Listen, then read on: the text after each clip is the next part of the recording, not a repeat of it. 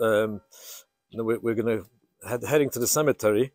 We would, as we were discussing, that in 1096, in the first crusade, the community of Worms, as the other communities in the Rhineland, were utterly destroyed, and the scholarship of Torah diminished, except in Speyer. We said there they somehow managed to survive the brunt of it, but here in Worms, it was very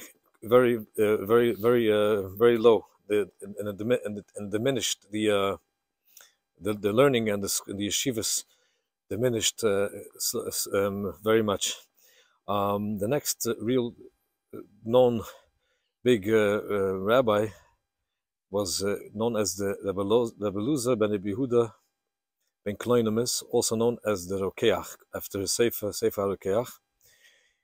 He was a student of R Eliezer of Metz, or also the Sefer Hireim, known for his Sefer on the 613 Commandments, the Sefer Hireim.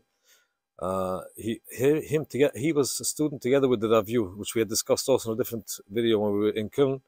The Rav, the Eliezer ben Yoel, that was from Bonn, then became rabbi in Köln. And the Rokeach was also a talmid of him. Now the Rokeach was also a student of his own father, Rabbi Yehudah, which was a great tzaddik, and he was also a talmid of Rabbi Yehudah Hachassid from Speyer. From this Rokeach's talmidim, from his students, was the R Eliezer from Vienna, also famous big tzaddik and big talmidist, known after his book called the R Eliezer. Now the Rokeach in a pogrom in 1197 actually witnessed a horrific scene. He saw how his wife Dolcha and his daughter Belat and Chana were killed in front of his own eyes. He suffered. He writes a poem, a heart-rending poem about it, but he survived it. And he wrote many works on halakha, also mainly on Kabbalah, and he's the one that wrote the Siddur Ashkenaz, as we know it. The Ashkenaz Siddur that we have counted every single letter and every single word was counted, and why it was, how many letters have to be in every word of the Shemona Esrei. And he writes like this in a book, and it was written down by the Yashar Mekandia. We'll speak about him at a different time, maybe when we get to Hamburg one day.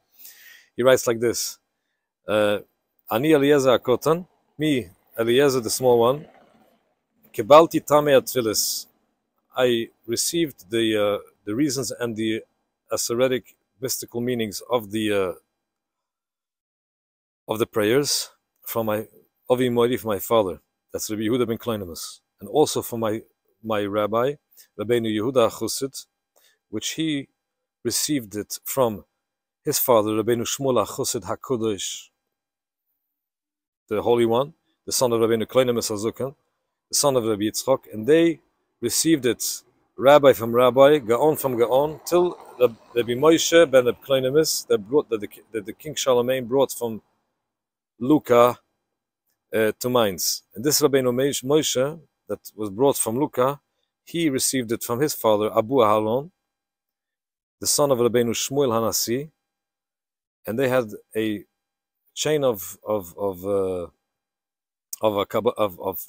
receiving the mystical and esoteric teachings from rabbi to teacher, till Shimon HaPekaoli, which is mentioned in the Talmud as the one that organized the Amidah in Yavne.